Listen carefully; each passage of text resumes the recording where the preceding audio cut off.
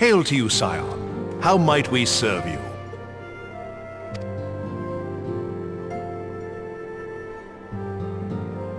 Commander Leveilleur bade you serve us? These are welcome tidings indeed. Given the sensitive nature of the task, I could not rely on one of my own.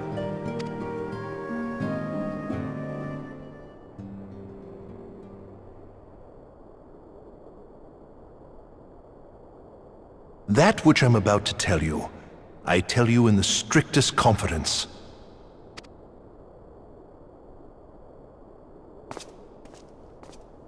Some days ago, we received certain documents from an anonymous source. They notified us of the presence of a Garlean agent within the ranks of one of the Grand Companies. Following some discreet inquiries, we identified a suspect among the Immortal Flames, whom we detained for questioning. Alas, the man was not our agent. He was but one of many men in the agent's employ.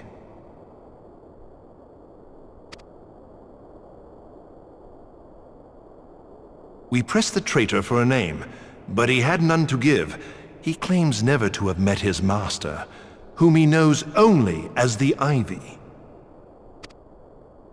He was, however, certain that this Ivy had coiled itself around every part of the Immortal Flames. It would seem our quarry joined the company some time ago, and gradually recruited others to his cause. These conspirators are the vines by which he learns our secrets, all without exposing himself. It won't be easy to identify the Ivy amidst this tangled mass of subterfuge, but we have a tendril in our hands, and we shall follow it all the way to the gnarled root.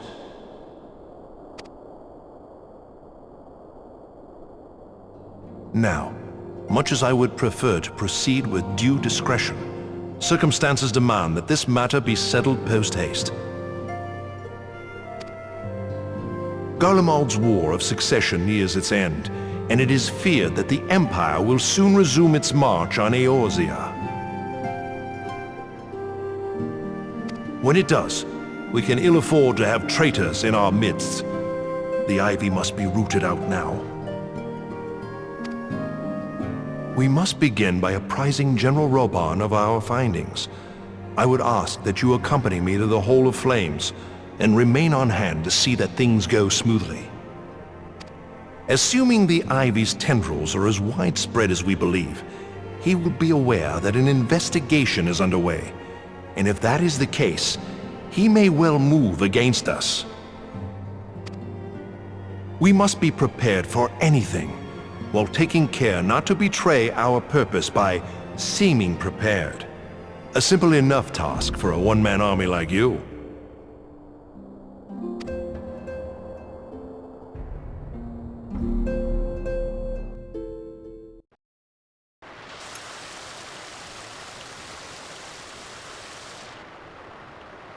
Well, well, what brings you here, my friend?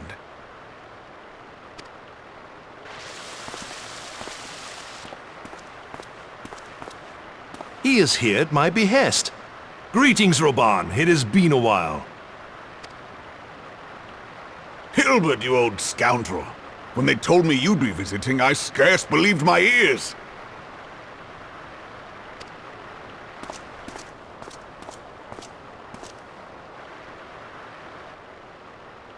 But look at you! The honored captain of the Crystal Bloody Braves. Who'd have imagined, eh? Not many, but fewer still would have imagined your destiny lay in politics, old friend. Aye, we've both come far, have we not?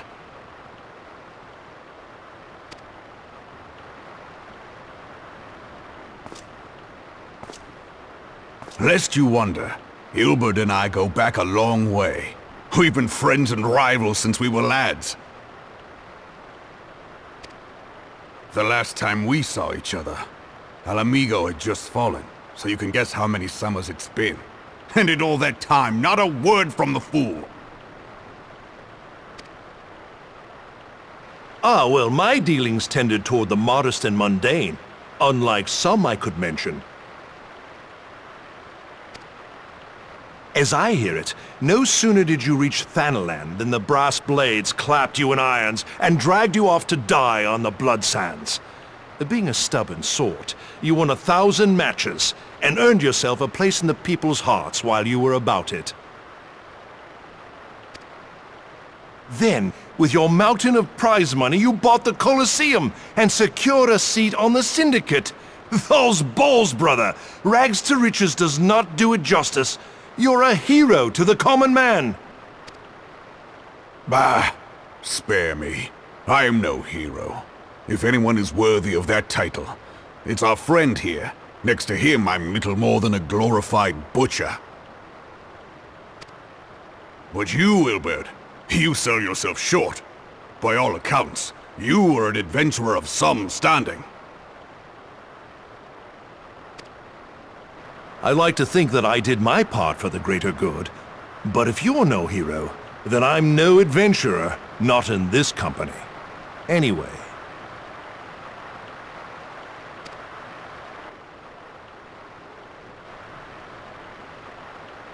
I have tidings. So there has been progress. I've let it be known that this meeting is a reunion between old friends. None will give your visit a second thought. To convene elsewhere would only attract attention. Let us speak here, in plain view of all.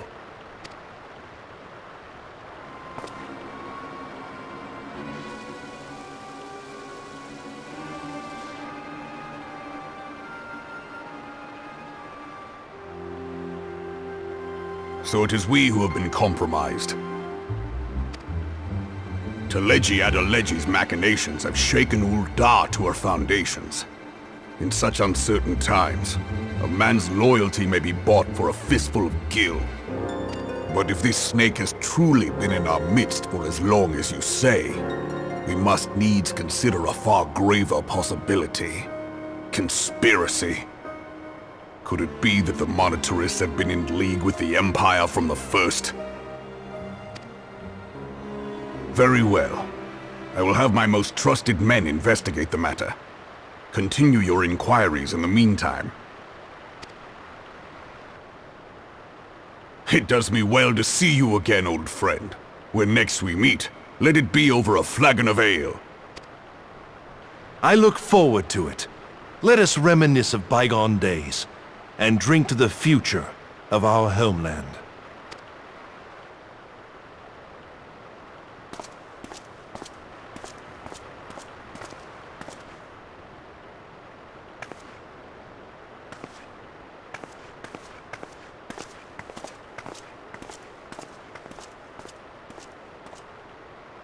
Flame General, you wear the mantle well, old friend.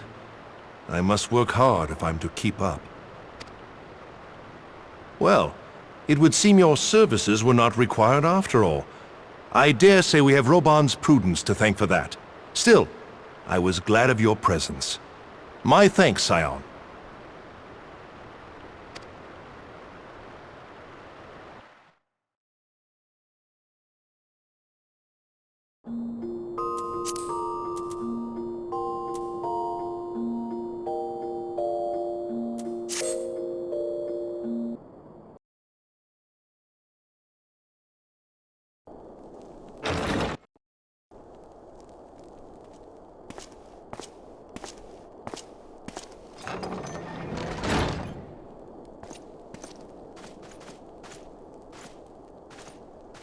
Have faith, my friend. You need only state your case with confidence and clarity.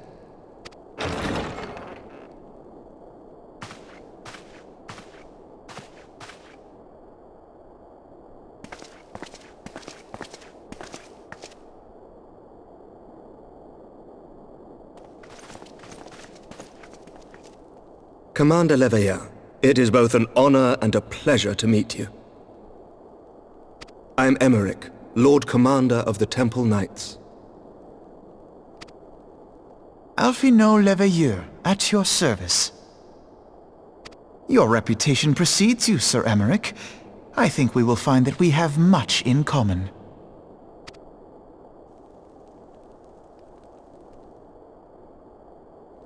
Speaking of reputations, yours towers over us all. It does indeed, Lord Commander.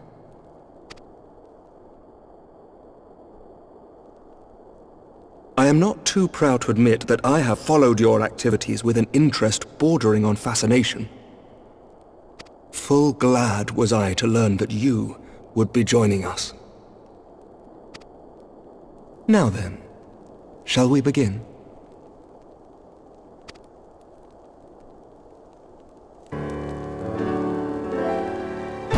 We know full well that the Garleans will return in force ere long.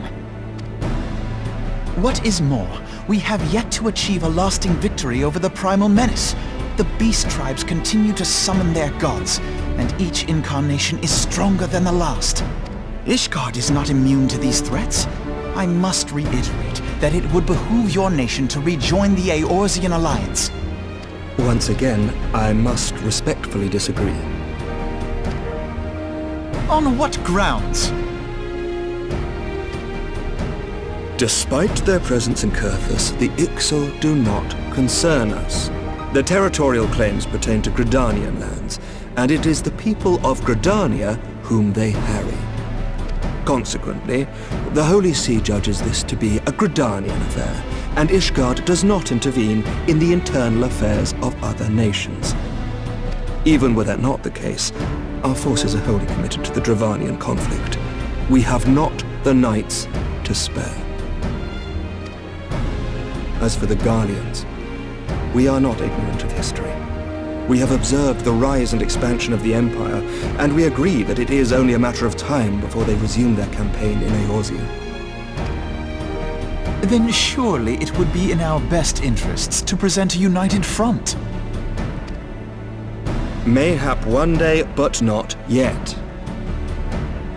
Gaius van Belsar is dead, and the legion of conscripts he left behind lacks the will to fight.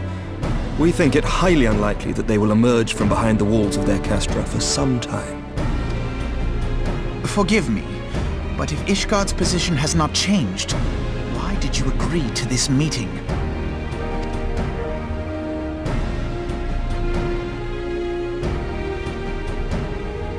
It was not only as a representative of Ishgard that I came here. Pardon? It is not within my power to change Ishgardian policy, regardless of my personal feelings. There is, however, one area in which I may exert a measure of influence. Concerns have been raised over the supplies House Fortin has offered to Revenant's Toll. These have led to calls for restrictions on the provision of aid to foreign powers. I can ensure that the shipments continue unabated. Sir Emmerich, we would be in your debt.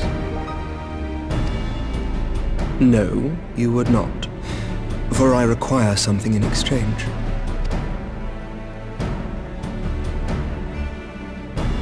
Of late, there has been a flurry of Dravanian activity, the purpose of which was not immediately clear. However, our astrologians have since observed alarming changes in the heavens. The dragon star waxes unnaturally bright, and there are whispers that it portends the resurrection of Midgard-Sorma. The fallen guardian of Silvertear Falls? That's absurd. Full many times have I gazed upon the dragon's corpse still wound around the Agrius, and wondered how different our world might be if it yet lived to plague the skies. I do not know, and I do not wish to know, nor does any son of Ishgard. Yet the mere presence of Dravanian forces is not sufficient grounds to send knights to Mordona, whatever our astrologians say. As I told you before, we have not the forces to spare. But we do. So you will intervene on our behalf if we agree to watch over the Keeper of the Lake. Do you accept these terms? I do. I will see that you are kept abreast of any developments. I regret that we could not come to a similar agreement on other matters, but I understand that you are not at liberty to make such decisions. Nevertheless, I hope that what we have accomplished here today will serve to demonstrate to your countrymen that we can work together towards a common goal. Mayhap one day we shall look back on this moment as the first step towards a united Eorzea. Mayhap we shall, Commander.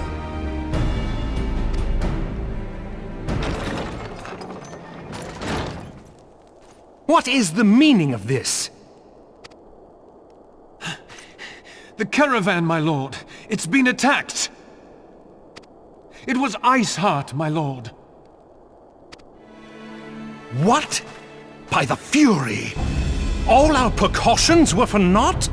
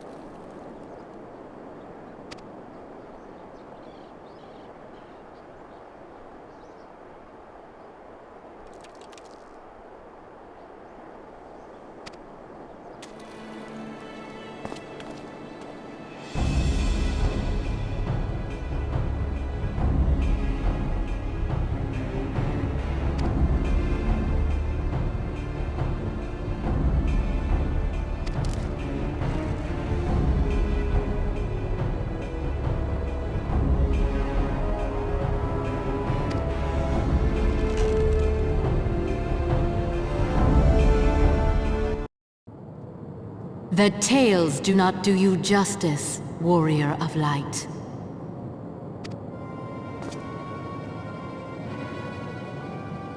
Yes, I know who you are, and you know who I am.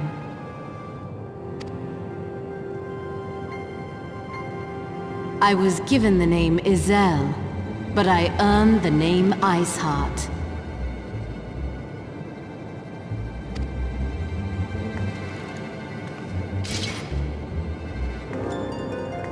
This endless cycle of hatred, of bloodshed, of sorrow.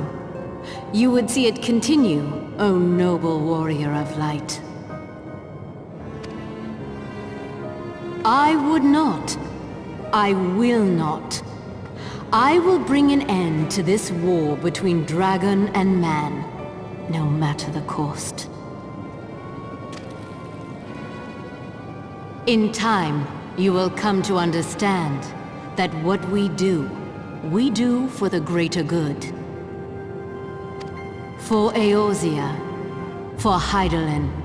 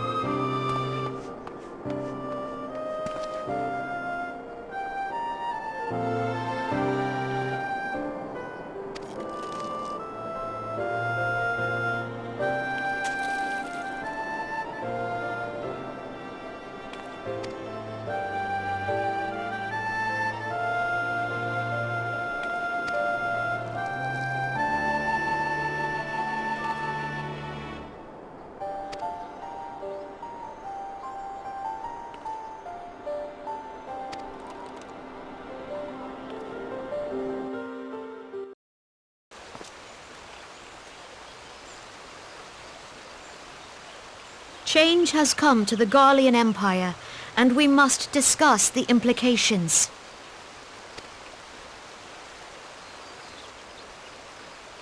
The rumors are true, then? The War of Succession is ended?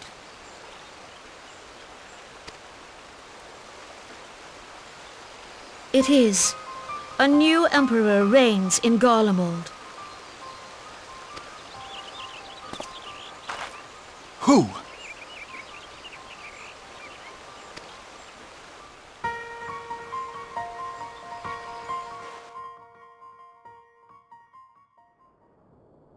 The birth and all too rapid expansion of the Garlean Empire is commonly attributed to the strategic brilliance of Solus Zosgalvis, yet he did not rule alone. Several members of the royal household also distinguished themselves during his reign. Nevertheless, it was the eldest son who stood to inherit the throne, until his most untimely passing.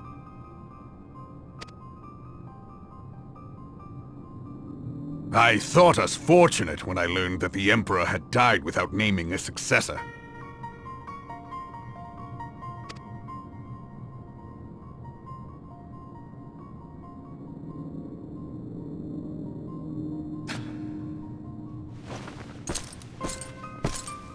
Would that the Garlean Empire had died with him.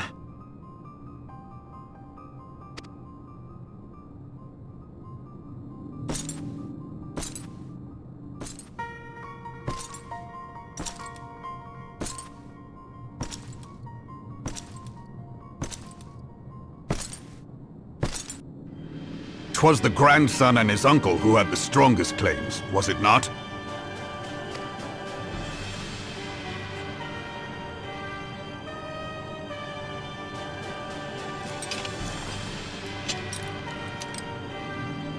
Indeed, yet claims count for little without the power to assert them.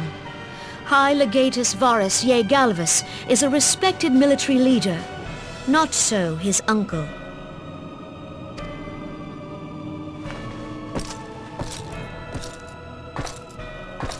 So young Varus has torn the crown from his uncle's grasp and taken his place at the head of the Empire.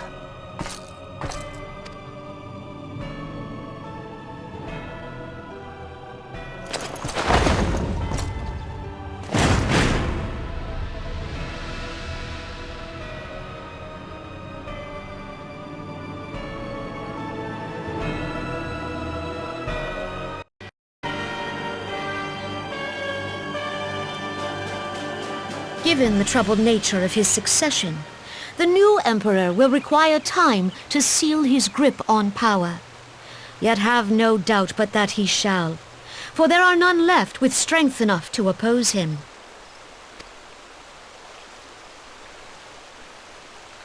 Since the success of Operation Archon, the remnants of the 14th Legion and the forces occupying Alamigo have done naught but fortify their positions. But you can be sure they'll be ready to march on us again, if their Emperor gives the word. When, not if. They say this Varus was so set upon Eorzean annexation that he spoke out against the Meteor Project. Plainly, the new emperor's intentions are of great concern to us all.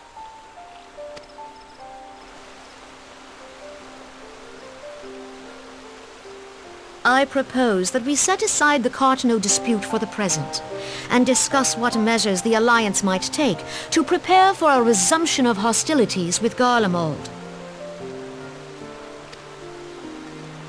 Moreover, I move that we re-examine the question of how our former allies in Ishgard might be persuaded to retake their place at our side. Could Eorzea but stand as one, 'Twould deal a grave blow to our enemy's ambitions.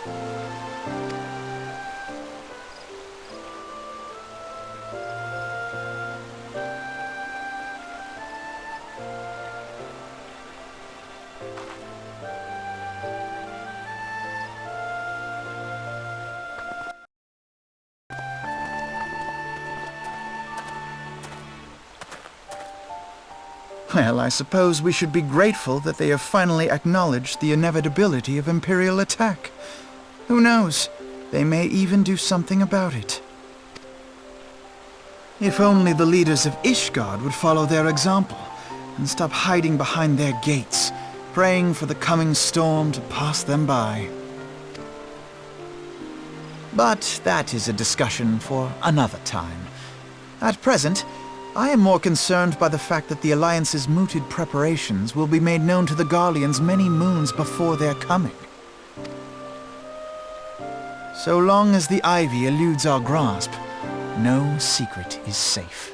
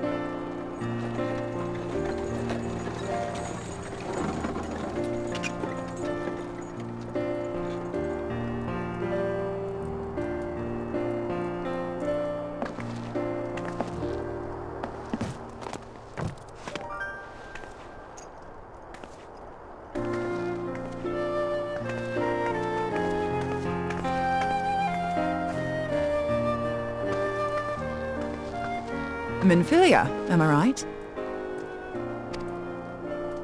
None other. I bid you welcome to Revenant's Toll, and thank you for traveling so far on such short notice.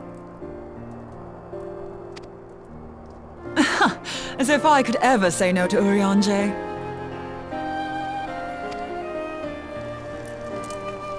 Moonbreeder is an accomplished Sharlayan scholar, and an authority on aetherite technologies. She has played an invaluable role in our search for a means to capture Ascian souls. Charmed, I'm sure.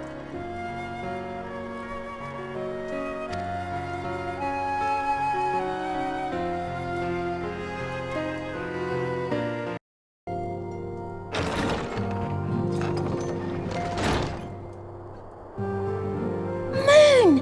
Gods, it's been ages! Oh, longer, sister!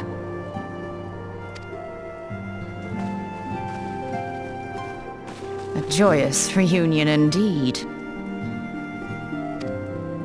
Well, of course it is. Moon and I are like twin sisters.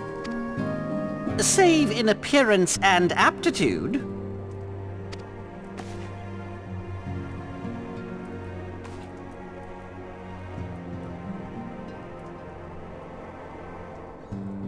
Everyone, if I could have your attention. We have with us an esteemed guest who has come from Sharlayan to assist us. I bid Moonbreeder join us here that she might share with us her extensive knowledge of aetherites. Also, as many of you are already aware, she has been overseeing our research into white auracite, a sample of which she has been good enough to bring with her.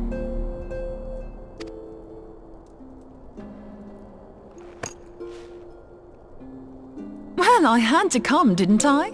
You'd have to be bloody daft to turn your nose up at a chance like this. Where better to conduct my final tests than a land so steeped in ether you can taste it? 'Tis plain the passage of the years hath done little to dampen thy youthful spirits.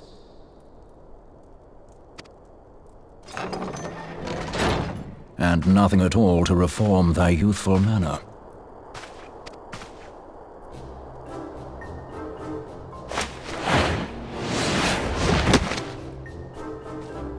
Urianger, where in the hells have you been hiding? Unhand me.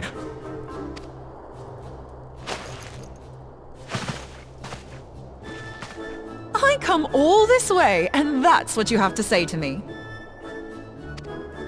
I much preferred when you were pleading with me to drop everything and hurry to your side. What was it you said? None save thee can satisfy this need. Go on.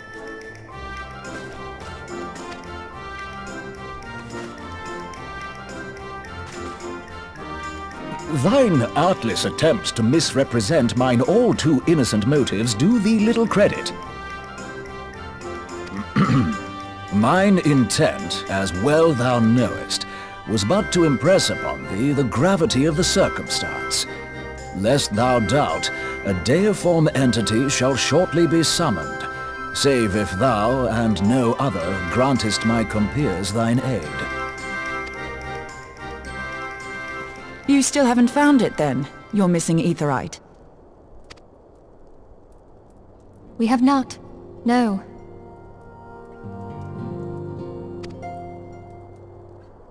We know that Iceheart teleported to an aetherite not far from the first. Yet even after careful analysis, we could not locate the second beacon. We now suspect that the heretics destroyed the second aetherite to impede our pursuit. Our allies continue to scour Snowcloak for Iceheart's sanctuary, but we have no guarantee that they will find it. Yet it must be found, for even now Iceheart prepares to call upon Saint Shiva. I'm sorry, but if the aetherite's been destroyed, then that's that. Although, you're absolutely sure she used the first aetherite, are you? She didn't just use teleportation magics? One of our own bore witness to her escape. I can say with absolute certainty that Iceheart used the aetheryte.